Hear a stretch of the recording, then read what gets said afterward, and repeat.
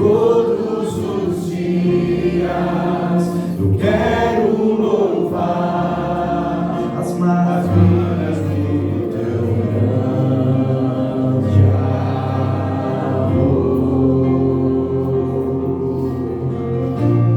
Consolo, abrigo, força e refúgio é o Senhor. Todo meu ser e tudo que sou, sempre te adorarei.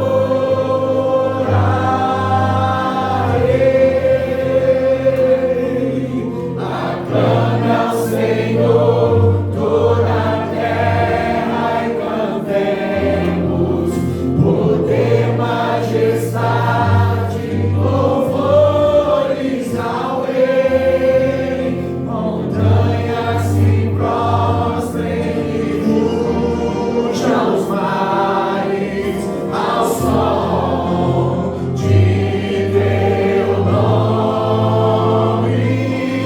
Alegre te louvo por teus grandes feitos. Firmado estarei, sempre te amarei. Incomparáveis são tuas promessas a mim.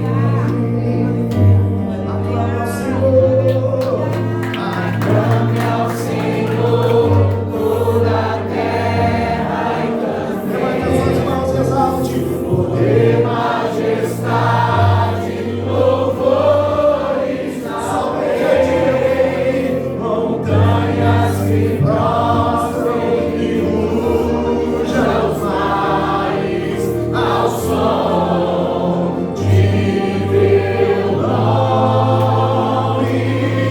Alegre te louvo por teus grandes feitos. Firmado estarei, sempre te amarei. Incomparáveis são tuas promessas a mim. Oh, meu Jesus Salvador, meu Jesus, diga quem é. Salvador, outro igual não há.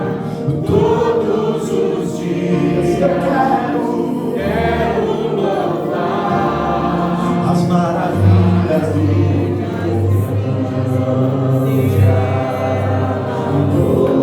Na tribulação tu és o nosso consolo.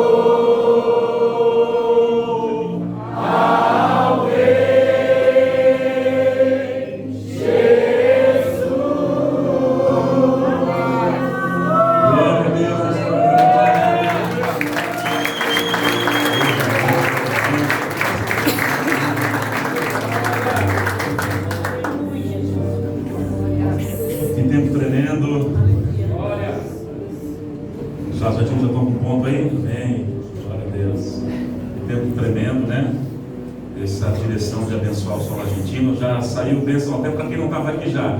Eu esqueci da tradutora, até a tradutora já foi abençoada, né? Aleluia. E é uma honra receber nesse sexto período nosso. 1, 2, 3, 4, 5, para não me perder, é o sexto período. E para alguns que estão caminhando com a gente há menos tempo, quem não conhecia o apóstolo Casas aqui? Daqui, passa não sei. Quem não conhecia o apóstolo Casas? É alguns aí.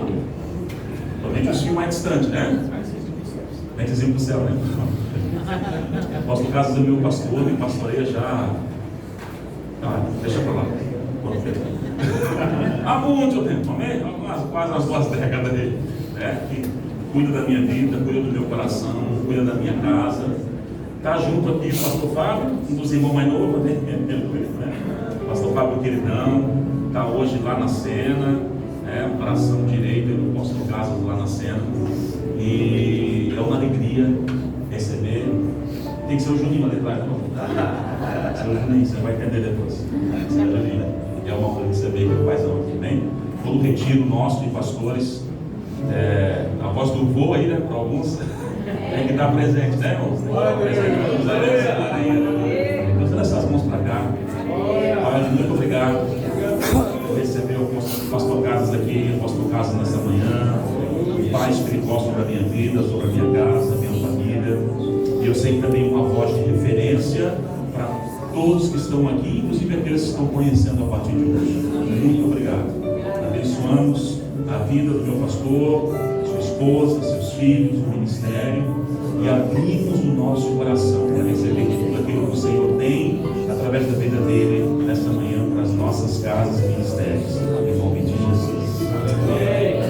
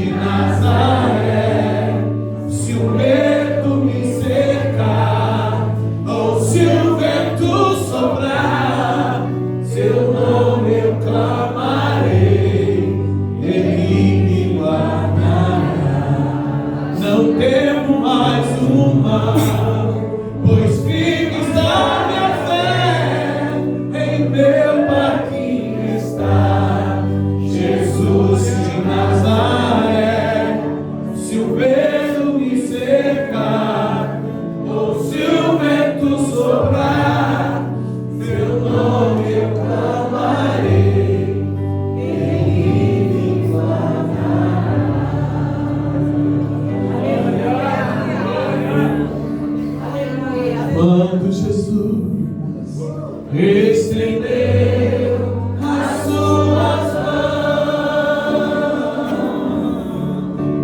Quando Ele estendeu as suas mãos para mim, eu era pobre e perdido, sem Deus, sem Jesus. Quando Ele estendeu as suas mãos para mim, eu agora me regozijo desde que o aceitei, e na tempestade eu posso sossegar, pois com Ele estou liberto do perigo e do mal. Quando Ele estendeu as suas mãos para mim.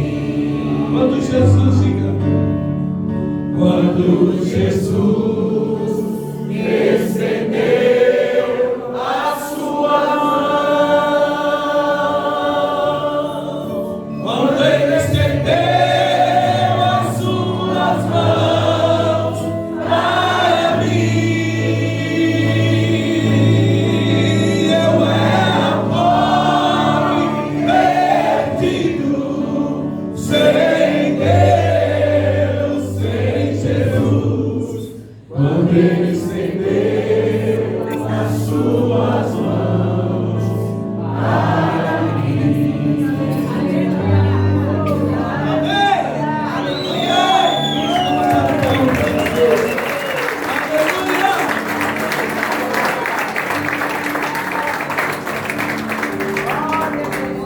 Glórias a Deus. Eu não acredito que um homem ou uma mulher que decidiu um dia seguir a Cristo ainda tenha dúvida do amor dele e da segurança que Ele nos dá.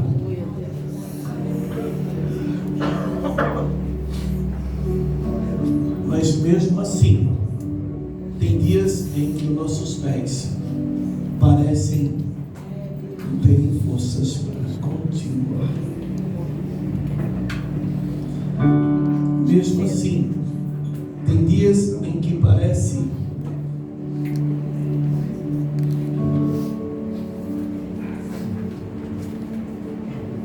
que as asas não foram quebradas, mas as penas foram cortadas.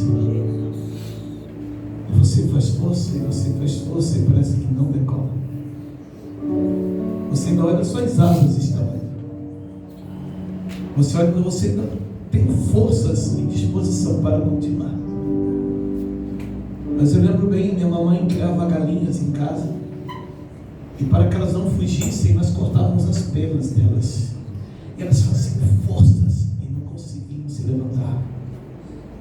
Tem dias que nos sentimos assim.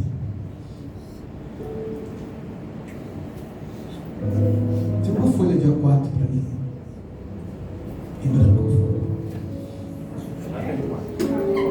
Pode ser caderno, pode ser caderno. Há dias em que uma quarto. Fala, por favor. Creia. Tá bom.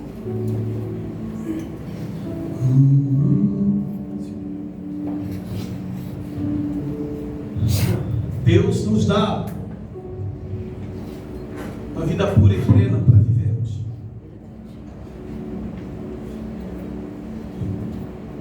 E quando nascemos, parece que o mundo se resume à nossa casa. E crescemos e descobrimos que o mundo ele tem seus mares e seus oceanos. Então ele é muito além da nossa casa. Vamos para escolas e aprendemos os povos, as línguas. E começamos a descobrir que tudo é muito maior do que nós imaginávamos.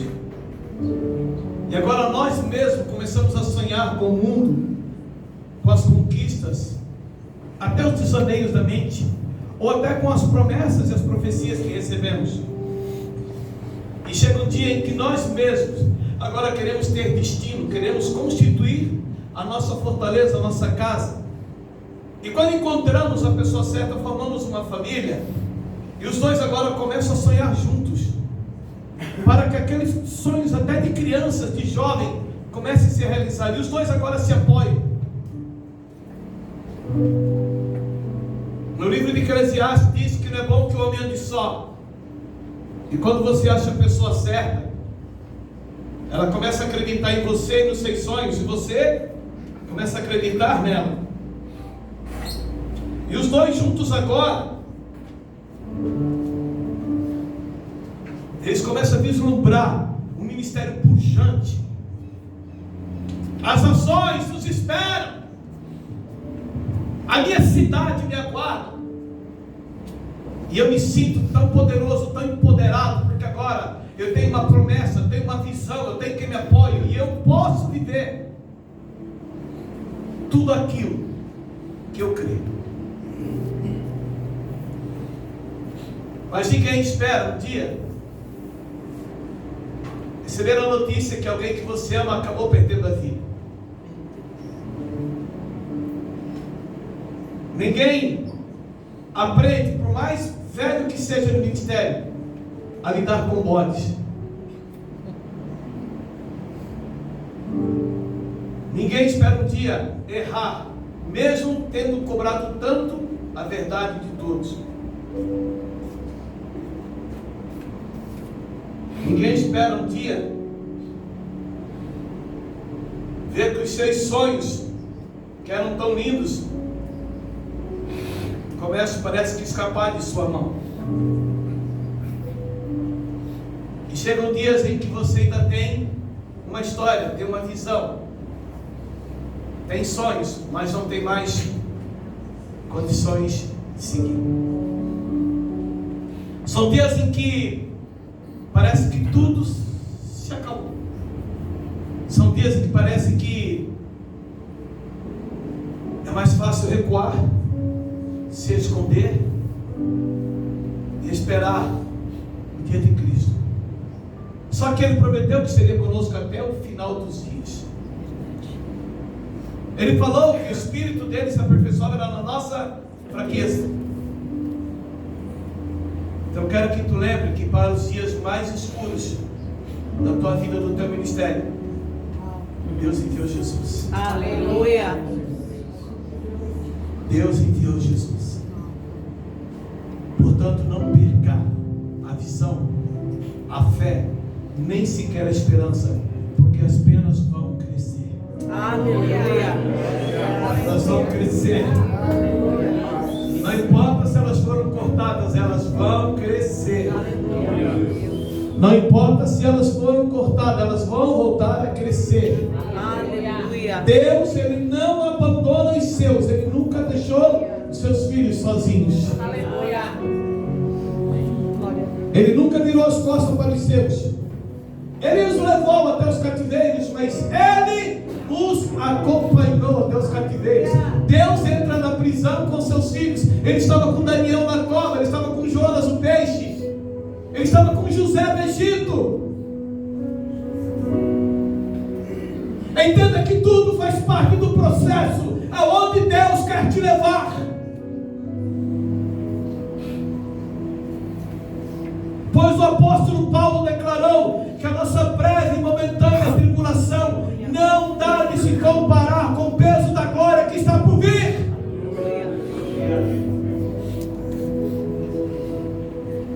José na casa de Potifar, na prisão no outro dia. Nós precisamos entender que enquanto nos mantivermos na presença de Deus, Ele está conosco. O Senhor, Ele nos ama. E Ele não precisa mais provar o amor dEle por mim. Ele não precisa. Aleluia. Ele não precisaria fazer nada por mim além de Cristo. Jesus já basta. Aliás, eu já falei, se no céu Jesus não for, eu quero estar com Jesus, porque eu sou muito quando ele estiver.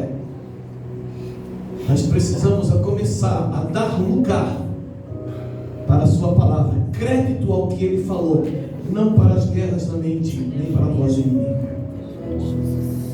Precisamos voltar ao primeiro. Aleluia. Sente-se.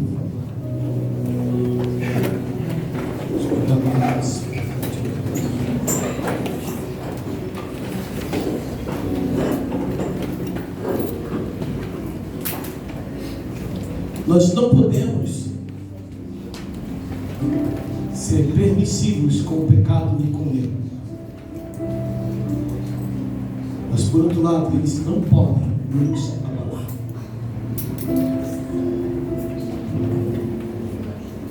Não estou falando de terceiros, né? Quando você lida com isso, você tem que confrontar o pecado, mas você não pode deixar com que nada aflige ou evita.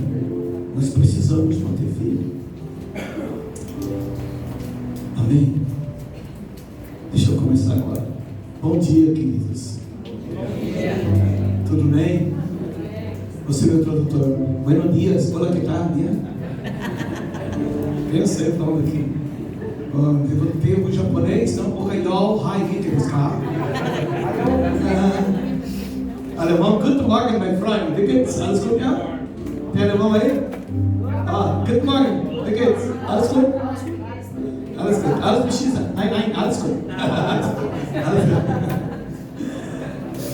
Eu quero primeiro falar da alegria que eu tenho de estar sempre aqui com o André, com o filhão. É legal que todos os outros filhos chamam André do filho, o irmão mais velho, né? Mas vamos falar com o irmão mais velho. Pode ir no André. É muito legal que quando nós entendemos isso no reino, quando Jesus diz quem vê o Pai, vê o Filho, quem vê o Filho, vê o Pai. Então não tem problema, nós falamos a mesma língua. Então não vai haver diferença naquilo que nós acreditamos e pregamos. Isso fala de paternidade. Então quero agradecer a André, Carol, meu filho que te amo. Estar mais uma vez aqui com vocês, aos irmãos, aos que fazia algum tempo que eu não via, aqueles que eu estou conhecendo agora. É uma alegria estar aqui com vocês e me sinto numa responsabilidade muito terrível hoje, que é de poder falar um pouco daquilo que Deus tem feito.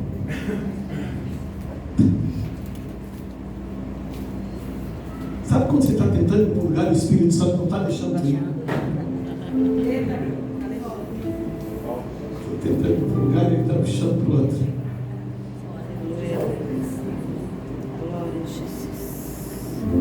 Eu acho que eu não vou ter mais, não.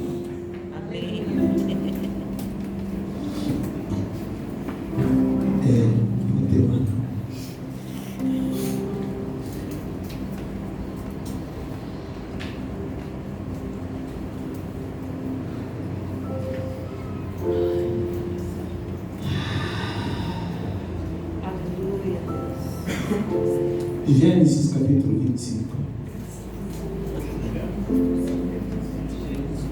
Gênesis.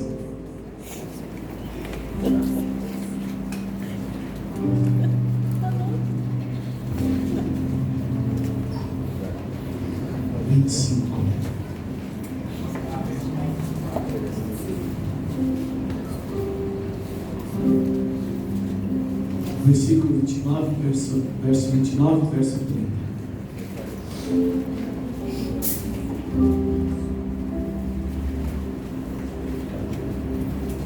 Veja que és profeta. Aleluia. Aleluia.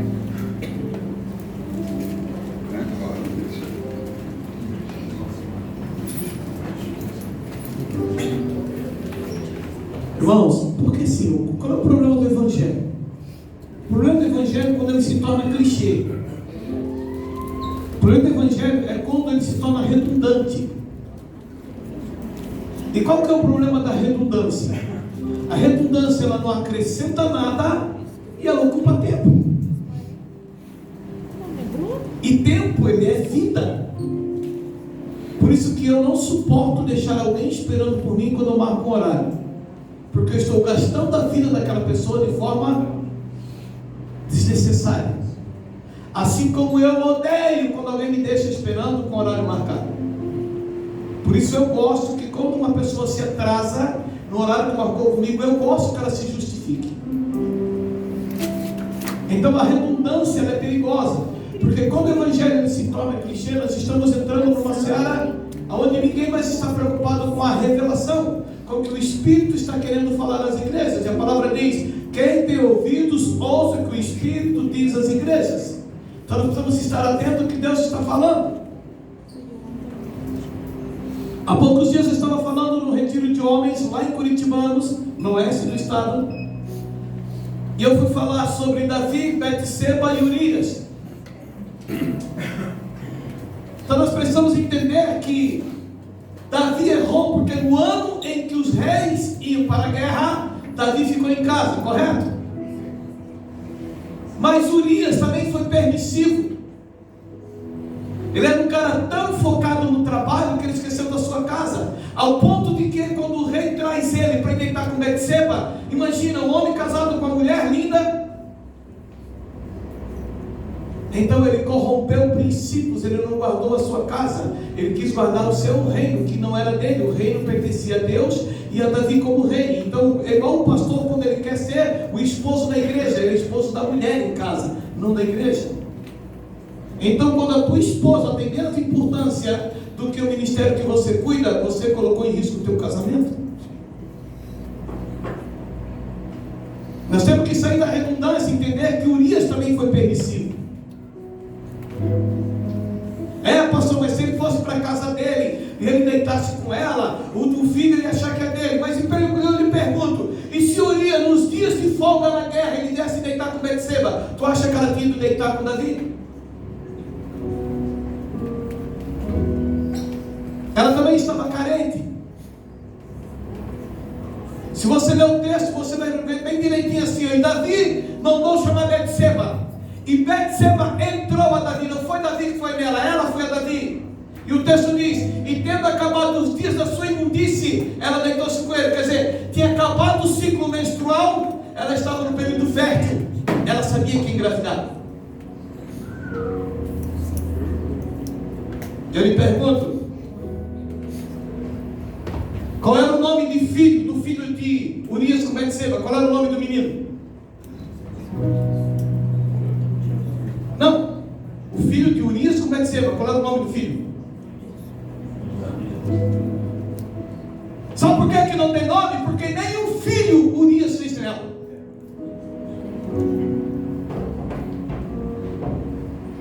É mulher, ela quer o marido, quer o macho, quer o filho, nem o filho ele fez nela. Alguém conhece uma história assim, que um cara não fez o filho da mulher, a mulher foi e procurou outro? Não.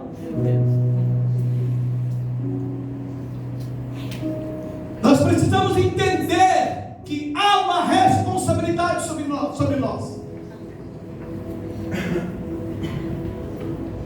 Nós precisamos corresponder a tudo que nos foi confiado.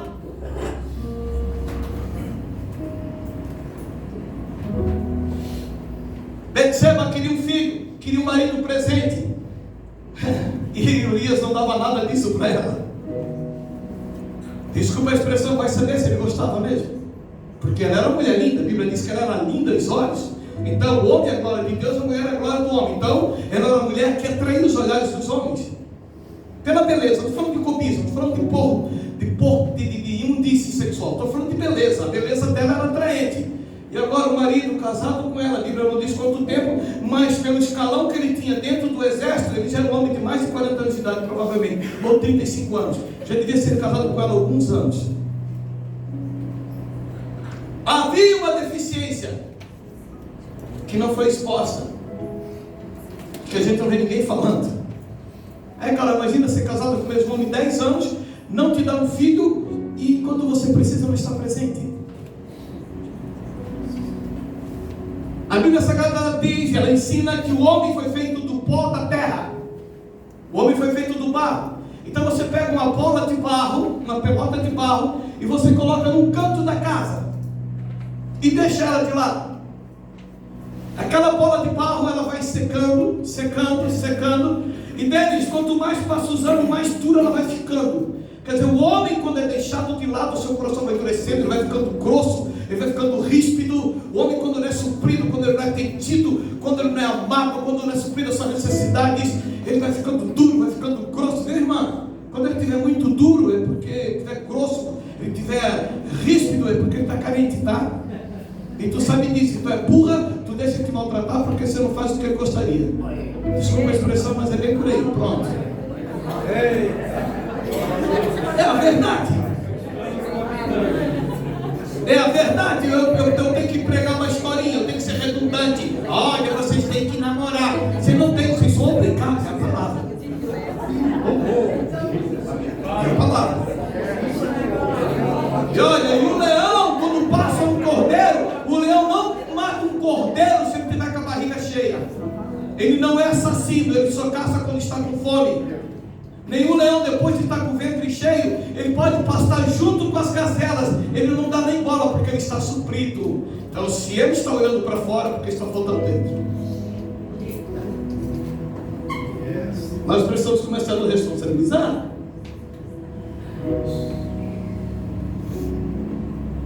Você joga um pedaço de barro no canto, daqui 10 anos ele está seco, vai ficando como uma rocha, uma pedra. Perfeito. Agora, irmão, a mulher que foi tirada da costela, tecido humano, tecido vivo, costela, aí vem a cartilagem, vem um pouco de carne grudada, foi tirada, Deus tirou. Tu pega um pedaço de tecido humano e coloca no canto da casa e deixa uma semana para tu ver o que vai acontecer. O que acontece? Apodrece junto a bichos. Então a mulher que é deixada de lado apodrece e junta bichos. É diferente do homem. Então eu sei que Davi errou, mas Urias também não foi certo com a responsabilidade da sua casa. É porque muitos de nós queremos casar com a igreja, mas a igreja já tem noivo e ele é ciumento. Vocês terem uma ideia, nós não podemos nem ter prazer com a noiva, porque nós somos eunucos. Os eunucos não tocam nela. Só temos que cuidá-la e prepará-la. Só isso. Nós não podemos tocar nela. É perigoso demais.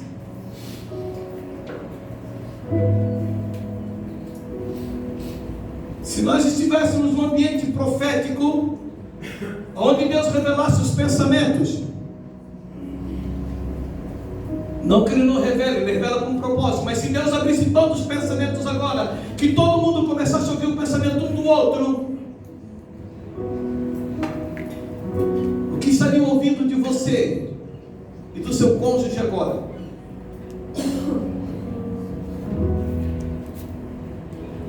O que estaria ouvindo de nós como pastores, como pregadores do Evangelho, como ganhadores de alma, como aqueles que são cheios do Espírito Santo, que expulsam demônios, que chocam, que falam novas línguas, que não raiduga no ar, que profetiza, que tem visão de raio-x, que uau, e pá. Me perdoe, nenhum sucesso vale a derrota de um lar, nenhum sucesso vale a derrota de um casamento.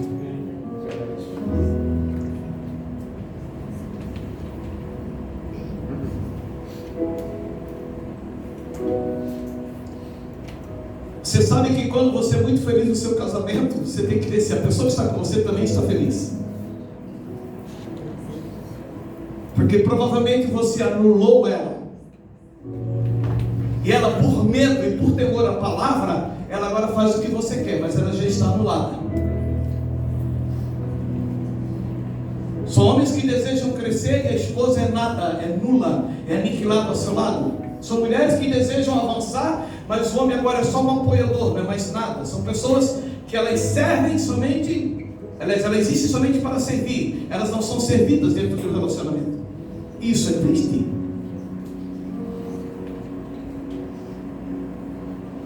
Isso é triste. Tem pastores que só têm alegria quando estão com a igreja.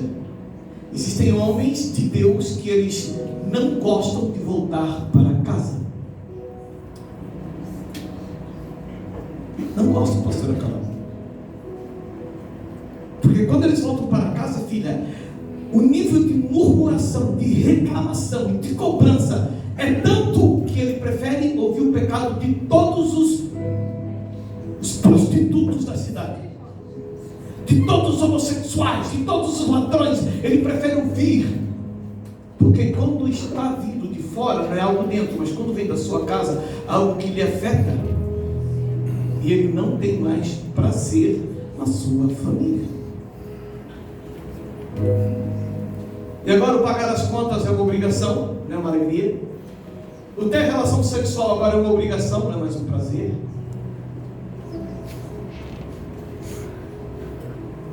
Ele se torna tão aprisionado nesse casamento que nem orar para ela morrer ele pode. Claro. Nem pedir para Deus recolher ele não pode. Porque a sua casa virou um ambiente de guerra. Um ambiente pleno em murmuração. Um ambiente onde não há paz. Ele chega em casa com a cabeça cheia. Quando ele senta no sofá para relaxar, ele diz: amor, você tem que ir na padaria.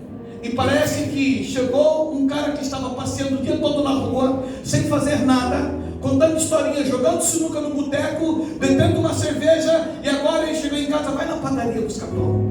Parece que ele não veio no campo de batalha, com retaliações, com as suas armaduras machucadas, com o seu emocional abalado. Parece que ele está realmente assim, um malandro, que não faz nada, que agora eu vou te botar pressão e você precisa ser útil. Encontramos muitas vezes em casa mulheres abandonadas pelo esposo. Eu louvo a Deus porque o André é assim, nós temos esse hábito. Nós amamos levar as esposas quando a gente viaja. Nós até vamos sozinhos quando tem que ir. Às vezes é o convite que não paga a passagem dela, às vezes nós não podemos pagar, mas o prazer é estar com ela junto. Então nem aí, só para destilar com ela. Não precisa nem abrir a boca, né, André? Não precisa nem falar nada, só para destilar com elas, para andar e dormir abraçadinha. Isso é bom, mas tem homens que quando saem para viajar para o ministério, é uma alegria, porque, uau! E às vezes isso não está nem fundamentado em pecado, no sentido de eu quero olhar as outras mulheres. Às vezes isso só está fundamentado no narcisismo. Eu me basto, eu sou bom o suficiente. Ela, na verdade,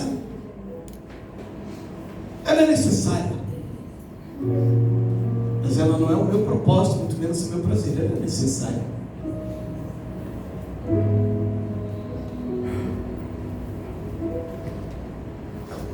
Fique tranquilo, eu estou caminhando por onde Deus mandou eu caminhar.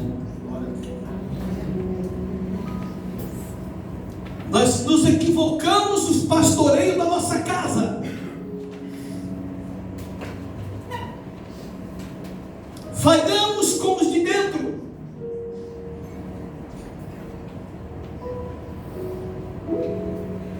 Pessoas que não têm prazer mais do casamento. E quando eu falo de prazer, eu não falo de sexo, eu falo de companhia, eu falo de amizade, eu falo de sexo, eu falo de investimento, eu falo de cuidado, eu falo de harmonia, a alegria de saírem juntos.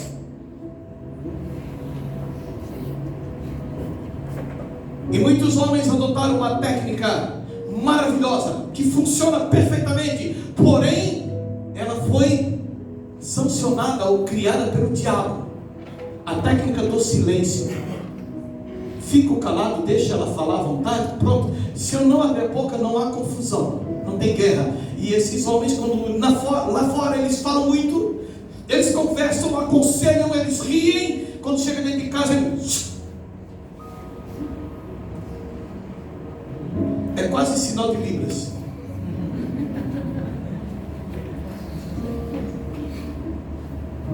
Nós sabemos que a mulher fala mais do que o homem. Isso é ciência. Você também disse, me explica. Lá em casa não é assim. Em casa é o contrário. Se fosse o contrário, tu não tinha falado agora.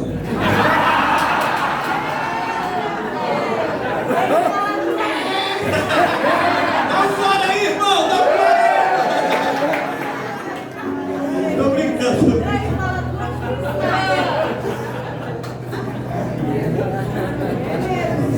Tô brincando. Estou falando de modo geral. As exceções existem, fica tranquilo. Porque depois só tem uma porta para sair. Ela está perto da porta, deixa eu arrumar agora. Nós sabemos. Por outro lado, né, a mulher, ela, né, segundo os psicólogos, ela tem um armário cheio de gaveta, né, Carol? A gavetinha para tudo. Ela abre a gaveta agora de se arrumar, fecha. A gaveta de arrumar os filhos, fecha. A gaveta de ler um livro, fecha. O homem não. É um gavetão, está tudo dentro. E ele chega em casa, e ele está ali, ele abre aquela gaveta, ele está assistindo às vezes um filme que ele chegou para limpamento. Ele está vendo o filme, está pensando que ele vai amanhã cedo o carro para a oficina. Agora eu devo ter que sair. Daqui a pouco a mente não descansa, porque a gaveta dele está tudo junto. O homem é assim. Por isso que a mulher consegue fazer duas coisas ao mesmo tempo. O homem não consegue, está tudo misturado. A mulher está mexendo a panela e está empurrando o berço do filho aqui. E ela fazendo o almoço, o filho não chora e a comida não queima. O homem, ou ele empurra o bebê, ou ele faz a comida. Porque ou o filho ele mata, e ele ainda pega fogo aqui na comida. O homem é assim. Ele precisa do tempo dele. E ninguém mandou me convidar. Se for para me convidar, eu não vou ser redundante, eu quero falar a verdade. Aleluia. Não tem problema com isso. Já estou acostumado a não ser bem-vindo.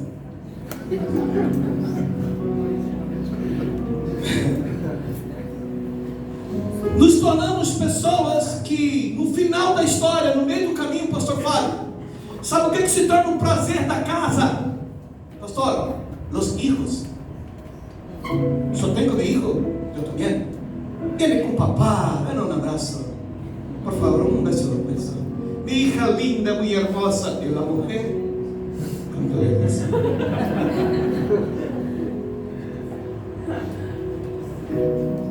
Amor, eu vou no shopping, tá? Ai, que bom, eu vou com a Maria Luísa. E ele fica. O prazer dela está em ser com a filha, não mais com a esposa. O prazer dela está com o filho, com a filha, não mais com a esposa. E o pior de tudo é que esses prazeres, eles não acabam no caixão, como seria de marido e de mulher. Eles acabam no casamento, quando o filho casa, acabou. E aí você fica mal, porque agora o filho, que era só teu, o filhinho da mamãe, o querido da mamãe, tem uma broca fazendo com ele coisas que você jamais aceitaria. Aí tu diz, filho, a mamãe fez um bolo, passa aqui em casa para pegar o bolo. Ele, tá bom, então saindo da empresa eu vou aí. Ele sai 5 horas da tarde da empresa. E ela já esperando com o bolo quentinho, tirando a forma, 5h15, 5h20, 5h30, 5h40, 6 horas ela liga, filho, tá tudo bem, aconteceu alguma coisa? Ai mãe, eu tive que vir para casa. Eu não disse eu tive que vir para casa. O que aconteceu? A Júlia ligou para mim e falou para mim vir para casa, mãe. Porque agora não estamos preocupados com os teus sentimentos, estou preocupado com a jejum dele. Aí você é obrigado a olhar para casa, para aquele barrigudo, careca, que está sentado no sofá e dizer, vou ter que ter prazer com esse cara. Eu tenho que conversar com ele. Por isso que muitos pais, quando os filhos casam, eles entram num processo terrível de perda. Porque agora o amigo saiu dentro de casa, o conselheiro saiu dentro de casa, aquele que fazia tudo que queria sair dentro de casa, aquele que andava junto saiu dentro de casa, e nunca deveria ter sido um filho, sempre deveria ser o seu cônjuge. A tua filha, a tua princesinha, fica tranquilo que quando ela casar, o marido dela vai fazer com ela o que tu faz com a tua esposa. Eu quero ver tu brigar com ele.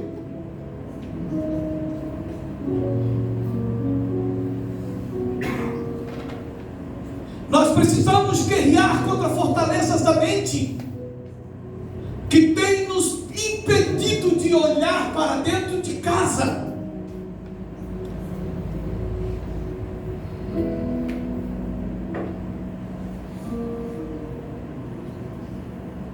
Para que Urias olhasse para a sua casa. Não, eu abri em Gênesis, nem li, tá? E não vou ler. Eu sou discípulo de Jesus. E Jesus dizia assim, ó, está escrito. E se tem alguém aqui que duvida do texto bíblico que eu citar, é sinal que tu é pior do que eu. Tu não conhece a Bíblia. É porque está escrito em Gálatas capítulo 6, versículo 7, Mateus 8, 18. Irmãos, é muito preocupante. Quando eu leio, estou tudo bem, mas quando eu fico citando, eu estou em vaidade, tá? Então calma aí. Eu vou citando aqui. Urias! Nós precisamos olhar para esse texto, irmãos, tentando identificar a problemática. Eu diria que se Urias tivesse ido para casa naquele dia que Davi mandou, ele já estava com o problema resolvido. A mulher dele já tinha um filho na barriga. Ele não conseguiu fazer um filho nela, agora alguém fez. Então ele já tinha um problema resolvido. Ele já tinha um filho feito. Segundo problema que ele teria resolvido, ele não teria ido para a frente da guerra para ser morto. Ele teria continuado vivinho.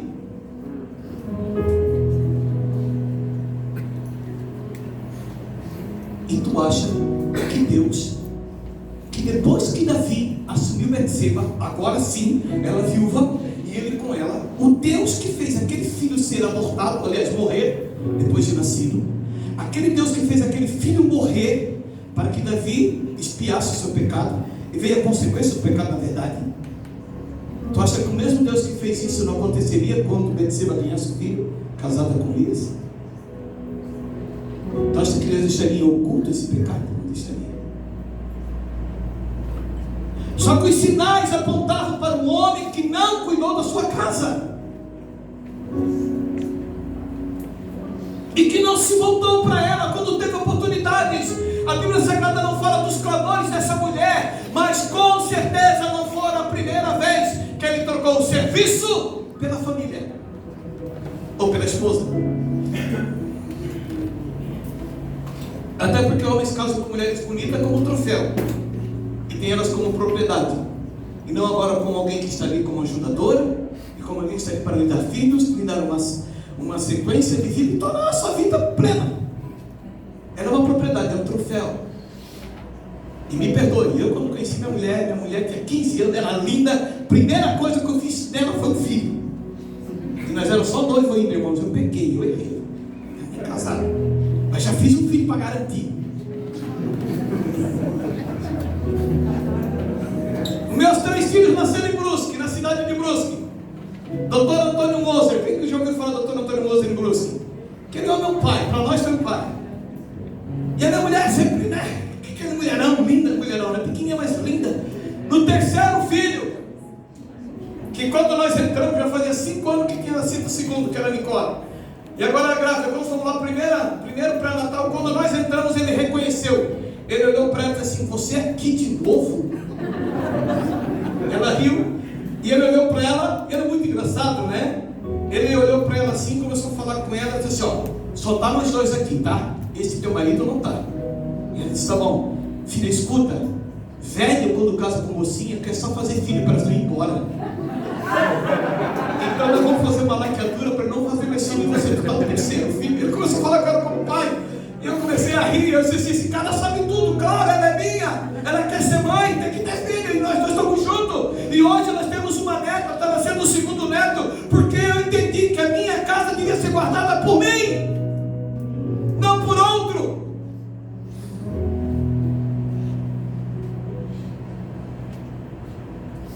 De novo, porque um pedaço de carne jogado no canto da casa, ele vai criar bichos, ele vai apodrecer, vai cheirar mal.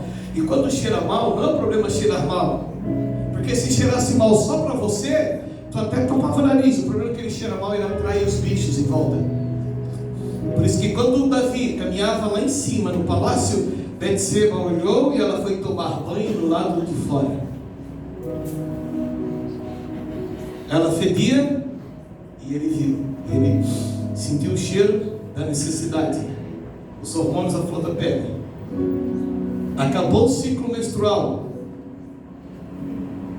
estava na perfeita fertilidade, aqueles dias que são maravilhosos para o casamento. Você está entendendo o que eu quero dizer?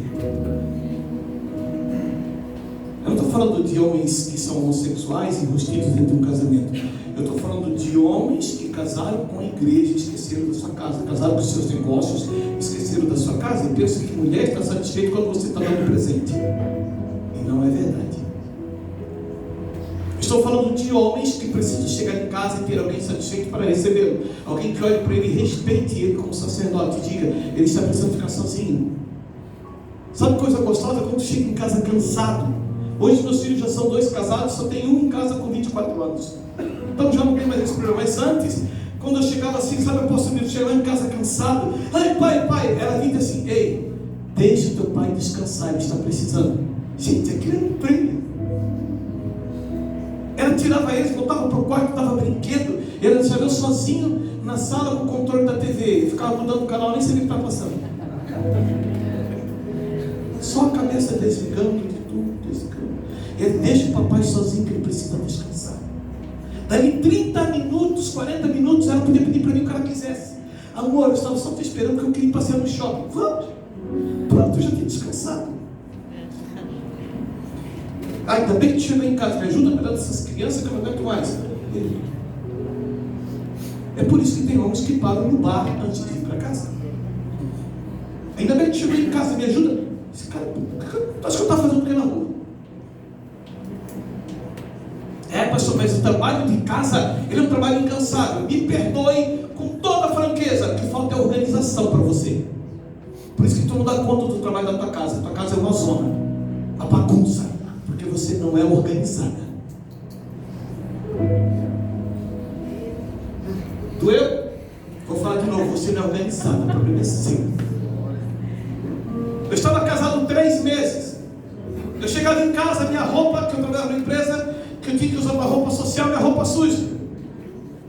A janta não estava pronta, eu tinha um filho daí, o Guilherme nascido, porque eu casei e ele nasceu 2 meses depois. E eu, meu Deus, eu aprendi com a minha mãe uma coisa: quando você for reclamar da tua esposa, não reclama para mim, reclama para a mãe dela. Ensina ela. Quando ela for reclamar de você, não reclama para a mãe dela, reclama para mim. Porque eu posso te corrigir, a mãe dela pode corrigir ela. Eu, tá bom, entendi. Fui na minha sogra. E a minha sogra, quem conhece sabe. Ela é a sogra do Paraíso, lá do Jardim do Paraíso, lá do Éden. Sabe quem era a sogra de Adão, né? Que estava lá fazendo a cabeça da Eva. Aí minha sogra é brava, irmão, é brava mesmo. Você sabe aquele terreno que mora toda a família, todo mundo mora junto? Eles moravam num lugar desse, parecia um kibutz. Só que o general era minha sogra. Um dia brigaram os filhos, minha sogra pegou uma vara de bambu e ela bateu em 5 homens naquele dia. É nesse nível. E eu fui lá, sogra, eu estou com problema? Eu chego em casa, a comida não está pronta, a minha roupa para ir trabalhar, que já está uma semana, a Alessandra não lavou, eu não sei o que fazer. Ela olhou para mim e disse assim: deixa comigo.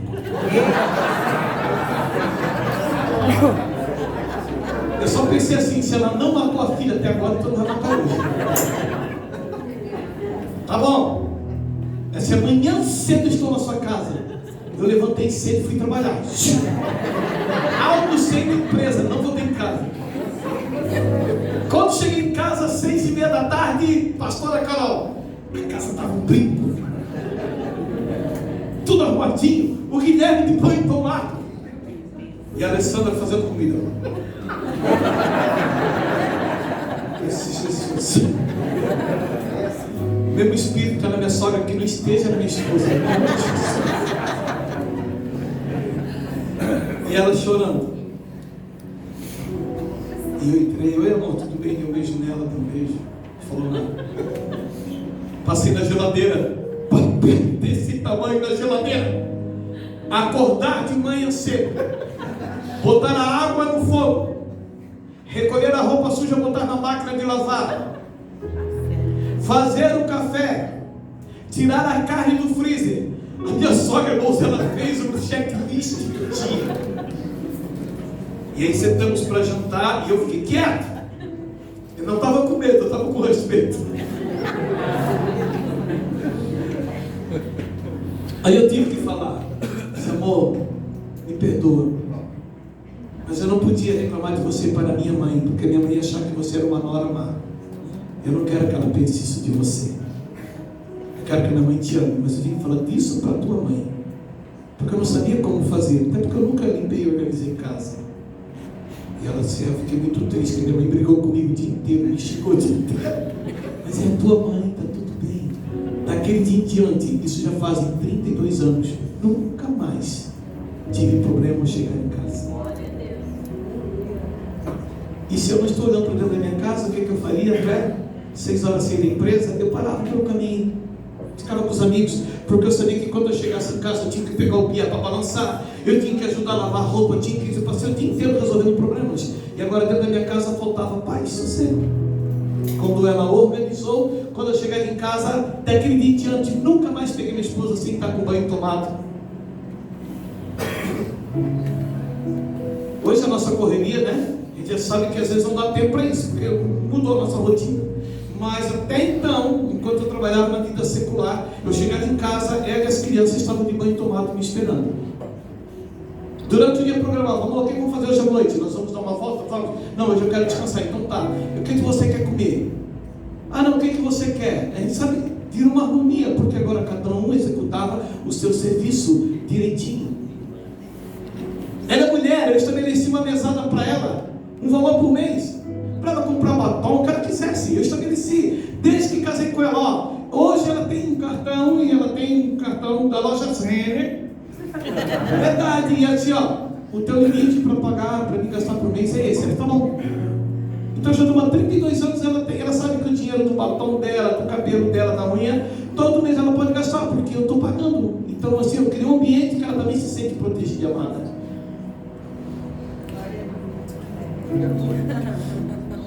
E sabe o que é legal?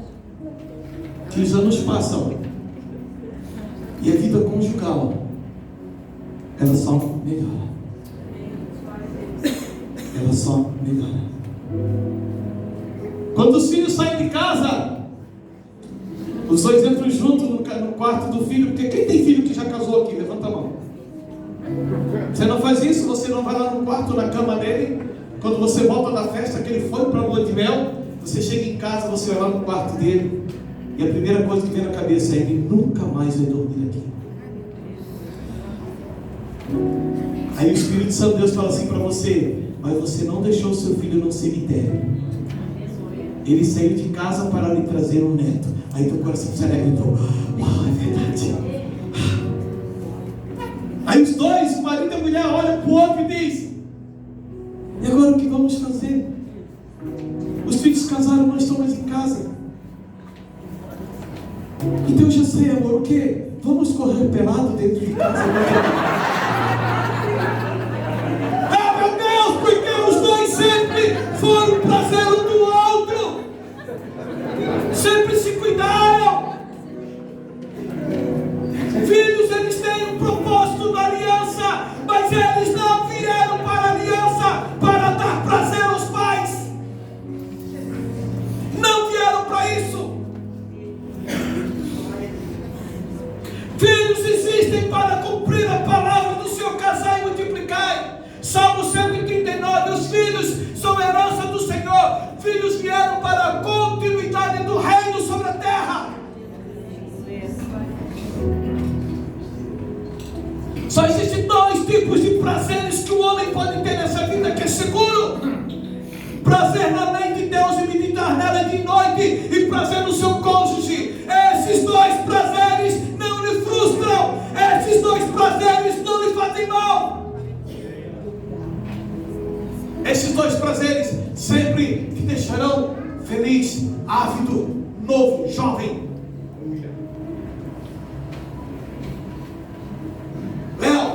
A Bíblia diz assim: deixar o homem, seu pai e sua mãe, casar-se com sua esposa. Paulo falou, né? E ambos serão a sua carne. Aí Paulo diz: Léo, tu quer saber de uma coisa? Não dá nem para te explicar direito, porque esse mistério é muito grande, mas eu estou me referindo a Cristo e a noiva. Cara, ele fala da intimidade conjugal. Ele diz assim, ó, é assim que Jesus lida com a igreja. Aí tu diz: uau, então eu tenho que morrer por ela? Aham, porque você vai viver com ela para sempre. Quando nós entendemos isso, o prazer muda de nível, ele sobe de escala. Ele sobe de escala. Sabe quando você está saindo de casa para ir para um atendimento e você diz assim: amor, eu preciso atender, mas eu queria ficar contigo, estou tão bom dia hoje contigo. Não é porque ficaram fazendo sexo, é porque talvez passaram amanhã, sabe, Carol, do lado do fogão, tomando uma xícara de café, uma cuia de chimarrão e conversando, falando sobre os netos, falando sobre os filhos, falando sobre a igreja. Sabe, meu amor, está tão bom conversar contigo, mas eu preciso ir, tá bom? Então, sabe, quando há prazer em estar juntos, é isso que Deus está requerendo de nós, pastores. Porque hoje o que o diabo está trabalhando na sociedade não é nada além da família. Não é economia, não é saúde, não é segurança, é a família. família. O alvo do diabo é a família. O alvo do diabo não é a inflação alta. O alvo do diabo não é as enfermidades, o Covid. O alvo do diabo não é o roubo, o assassinato. O alvo de Satanás é a casa, é a família. E nós estamos preocupados com a economia. Se a palavra diz: tendo o que comer, o que vestir, se dê por contente.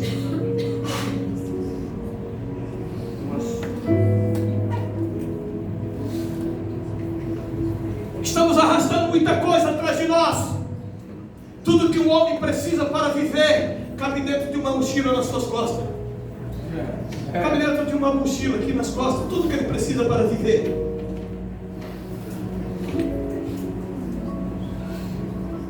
Sabe por que a Bíblia fala insistentemente que o Deus é o Deus de Abraão, de Isaac e de Jacó? Porque Deus é o Deus da próxima geração, é o Deus de continuidade. Não tem nada a ver com isso, não, esquece. Vamos parar com a redundância. É porque Deus fez uma promessa para Abraão, mas Abraão não acessou a promessa. Ele só teve um filho.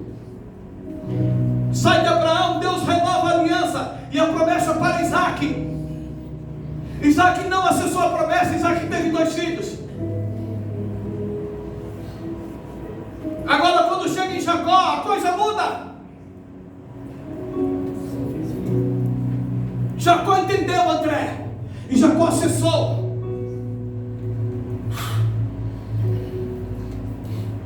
Qual era a característica das 3 esposas de Sara, de Rebeca e de Raquel? O que as 3 tinham em comum?